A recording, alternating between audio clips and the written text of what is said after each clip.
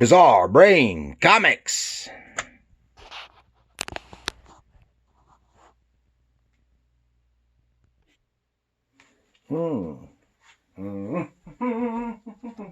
Hey. Hello, everybody. Hello.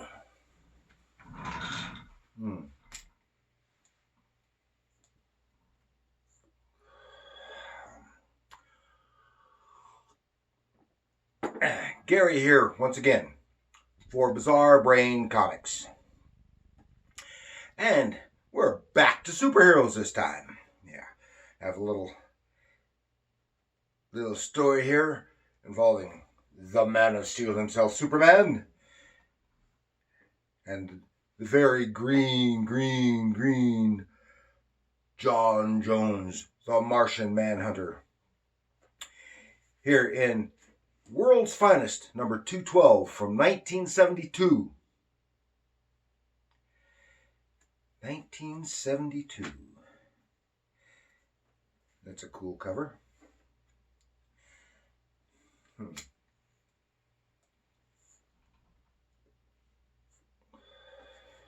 Okay. And we'll consult the big book of knowledge for just a little bit here. And John Jones, the Martian Manhunter. He's a superhero created by Joseph Samachin, however you pronounce the name, sorry, and Joe Certa for DC Comics. And he first appeared in Detective Comics 225 in 1955. He's one of the 7 original Justice League of America members and one of the most powerful beings in the DC universe. He has appeared in many DC titles and animated shows and films, as well as live-action series such as Smallville and Supergirl. And in Supergirl, he's one of the main characters.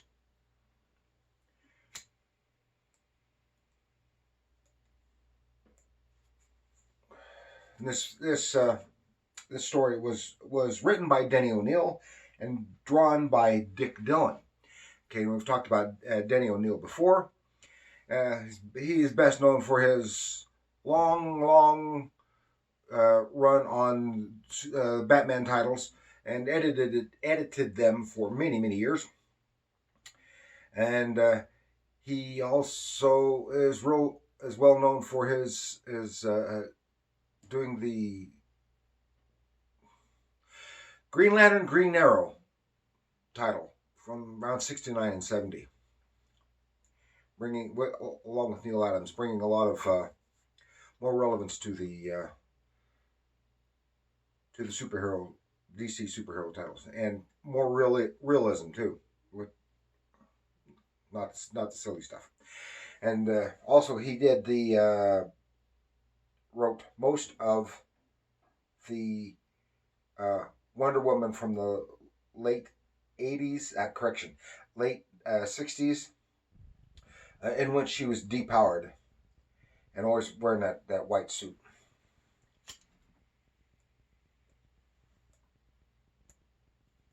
A lot of people don't like that. I don't like it in continuity, but as far as some reading material, I really enjoy it. But I really don't think of it so much as Wonder Woman as Diana Prince. Okay. And Dick Dillin is from 1928 to 1980.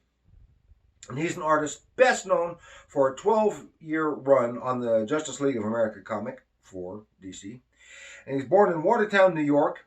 After a stint in the Army, where he was stationed primarily in Tokyo and Okinawa, he became an art student at Syracuse University. He worked for Fawcett Comics,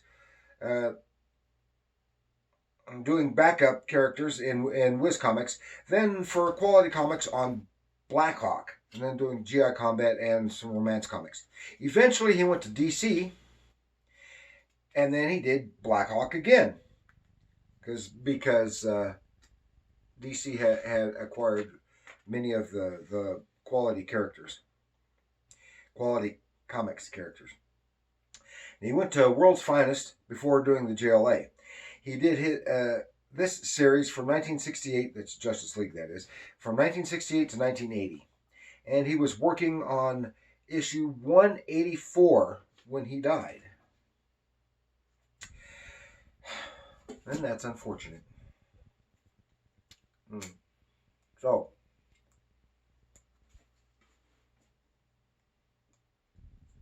you want to see a little story?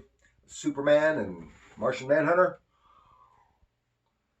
Well, let's take a look within the pages of World's Finest, 212. Okay, World's Finest 212. It's a nice cover. I know this artist, but I cannot remember his name, unfortunately. I really like this cover. It's kind of dynamic. Also in this book, this was a 25-cent, 52 pages. So it had a 22-page main story, and then 2 backup stories that were reprints from the 40s, featuring The Grim Ghost and one for Airwave. And Airwave later came back as a different character, but like a legacy character, I think he was. And he was a backup in Superboy for a while. Okay, and here you see John Jones. He was just green. Because he's Martian. He was green, but he was just bald. Otherwise, he had a normal human appearance. And it wasn't until, I think, the mid-'80s when he took on more this appearance, with the beetling brow and the red eyes. And that's sometime in then, I think it's also when his power set changed a bit to his chameleon-like shape-changing powers, and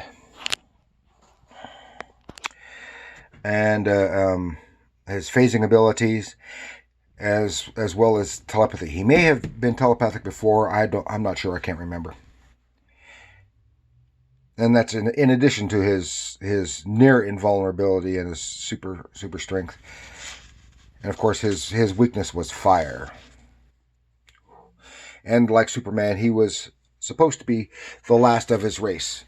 And as here in this time period that this story takes place, he had recently rediscovered a group of Martians, and that's part of this story. So let's get into it. Here are a nice splash page by Dick Dillin. Joe Giella did the inking, and Dick Dillin. He was a fine artist, quite capable. I have nothing bad to say. I just that it didn't appeal as much to me. It was thoroughly enjoyable and readable. I enjoy it, but not as it's because in my mind I always compare Superman to drawn by Kurt Swan, who was my favorite. Another thing I wanted to mention here with the title World's Finest, it started in the 40s. The title started in the 40s, and which it was a book which featured primarily Superman stories and Batman stories, but they were individual stories. They weren't teamed up, but they were always doing something together on the cover. And then early 50s or so, they started doing team-up stories, Superman, Batman team-up stories. Now, if my memory serves, I'm not positive on this, but I think it is, the first time Superman and Batman actually teamed up was in the Superman radio show in the 40s. But as I said, I'm not positive. Then all through the 60s, most of the 60s, and then for a time in the early 70s, World's Finest was used as a team-up title for Superman. So Superman and some other character, just as in here. And Batman moved over to the Brave and the Bold as a team-up. So they had Batman teaming up with another character. Okay. Here we go. Dick Dillin, and Superman is flying. He's returning from some mission, and he takes the time to stop by because someplace in the desert, because at this location there had been some alien-looking structure that would appear and reappear and disappear, and then reappear again later. So here he is. He's just sitting there waiting, and the thing appears. It reappears. He goes inside and he sees a figure. He can't tell who it is in the dark. I don't know why, because he's got all those supervision powers that he can see in the dark. But he's just not bothering. And wham! Somebody hits him. And he sees that it's John Jones, the Martian Manhunter. And he's like crazy, man. And this is pretty clean artwork and easily read visual storytelling. Nice figure work. Good backgrounds when they're called for. And here they're just fighting. Superman doesn't know what's going on, trying to reason with him. But he gets a couple good shots in himself. Wham, wham. He sees that he's just like crazy, man. He gets a hold on him, and then in a submission hold, and then suddenly, boom! It's a strange sensation, and they discover that while they were fighting, this building has transported away from Earth again. And here they go, opening the windows. And then John really goes to town, beating Slug Soup's pretty good. And wow! I couldn't believe this. Wetness on my lip. I'm bleeding. John's fist cut me. How? Superman, am I dreaming or are you real? So John thought this was all some kind of illusion. And now they find out why he was able to take down Superman so easily. Because they've transported to a planet under a red sun, so Superman is powerless. Oh my gosh. And he tests it by smacking the wall and hurts his fist. That's a good face right there, both of them. It's a real nice face. So they're talking, and John tells a story about how he had gone into space because he had known about the group of surviving Martians. He took off in a spaceship following an ionized trail, and it led him to this planet where he discovered this structure, and he found that they were at another location. There were all these Martians with these weird helmets on and hooked up to these cables, which connected to these giant robot things. Giant tank, I guess it'd be a tank bot. And they were siphoning off the energy from these people to power these robots. I think solar energy would work better, but that's just the story. And the aliens who have been doing this to the Martians spotted him. He takes off. He runs into this building for cover, and then it disappears.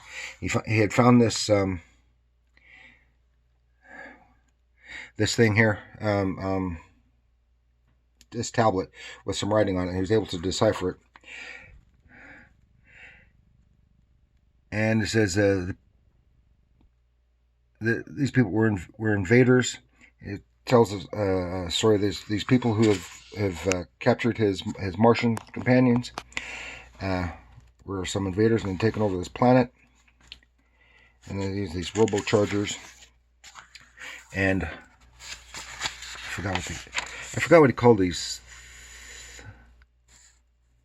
I'll say it later. Anyway, so now they've said they got to work together. They're going to try to free the Martians, but Superman is limited. Now this really looks like a Kurt Swan face right here on him. So he's following along with Kurt Swan. And the sun goes down because they got to work under the cover of darkness. John Jones isn't up to his full powers here, but he's still more powerful than Superman is. And they rush to John Jones' spaceship. He gives him a brief overview on how to operate the spaceship. But then here's a voice. Hello, is anyone in there? And we see it's a green Martian lady. Oh my God! And John knows her. She happens to be his romantic interest, and she's a lovely young lady. Worked real well. And then John introduces the two. It's a pleasure. Her name is Belle. Belle, Superman has a plan to free our people. Wait, John. If Belle escaped, perhaps she has a better idea. And she's leading them to this secret way in where they don't have to go in full bore in the spaceship. And then she's leading, and then Superman says, "Not all of us. John, you better wait here." I said, "Why?" He says, "Because I said so. I insist. It'd be stupid for the three of us to go blundering in," which is correct. But Superman has his own thoughts and suspicions. Will become later. And some good standard page layout, which contributes to the storyline, to the storytelling. Here's another Kurt Swan type face. "I hated to snap at John, but we're heading straight for a trap." Yeah, he knows. He really suspects a trap, and so when he gets a chance, he grabs Belle, tries to put her in the similar sleeper hold, and she's able to take off because she still has some of her Martian powers. And they fly until she finally passes out. But in the process, he sees the trap. There's the alien right there who was going to spring the trap, and they land, or should say crash, right near the spaceship. He's forced her over there, and they land with the spaceship. He's slightly stunned, and she's out cold. So he gets into the spaceship and takes off and stops by John and says, "John, listen. I'm going to create a diversion. Be ready to enter the alien camp." "Oh, okay." And he does. So he takes the ship up high, and then crashes it down on the dome housing the aliens, where the alien invaders were based, while John swoops in and rescues the other Martians. This is, "The Martians are responsible for this outrage. Somehow they are responsible, yes, and will be responsible for naught else," because they plan on destroying them. And they send all the robots, those giant robots, but the robots turn on their alien masters. What the heck? What's going on? Well, we shall see. Zap, zap, zap, zap, zap. Just utterly destroys those aliens. John says, I don't understand. Why did the machines blast their masters?" "John, our life force was fueling the robocharger.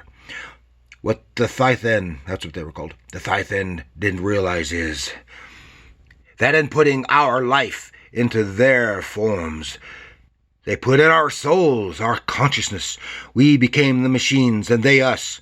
It was we, alive inside the machines' bodies, who vanquished our enemies." So they were able to take control of those robots and set them against their enemies. And then here's Belle running to John. "John!"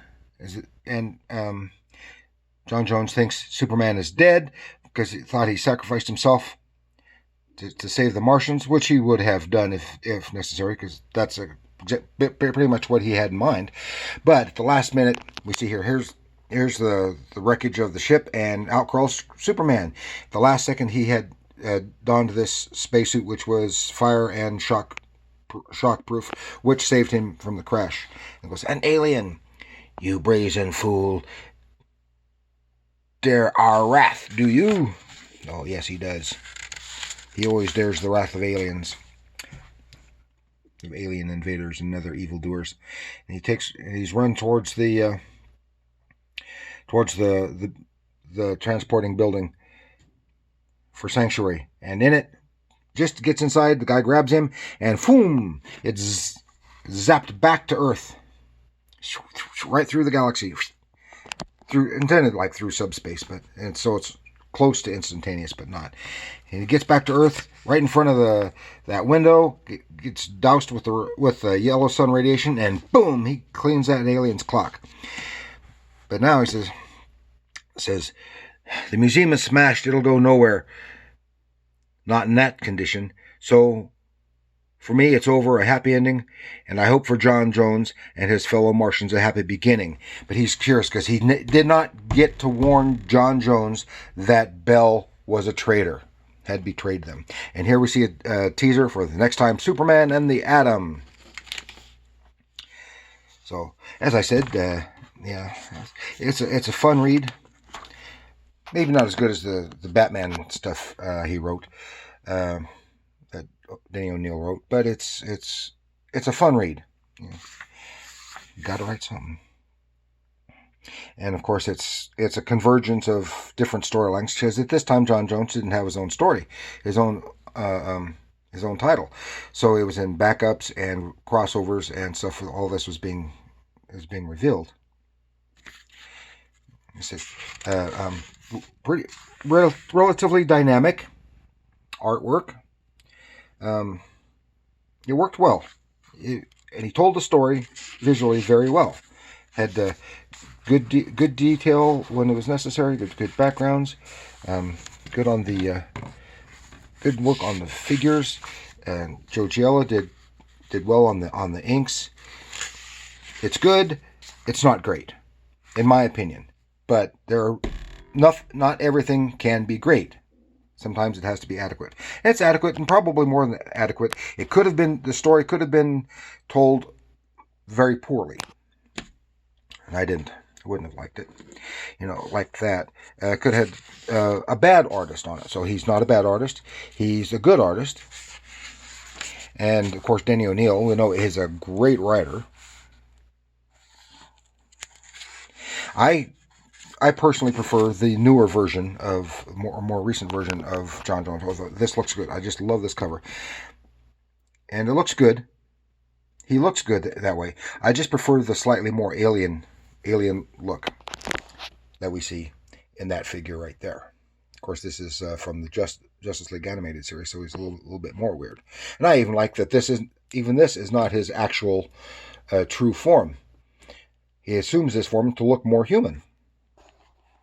Okay, so that's about all I've got. I hope you enjoyed our little story time, and our look into some DC comic history and through the artwork. And remember, comics are art.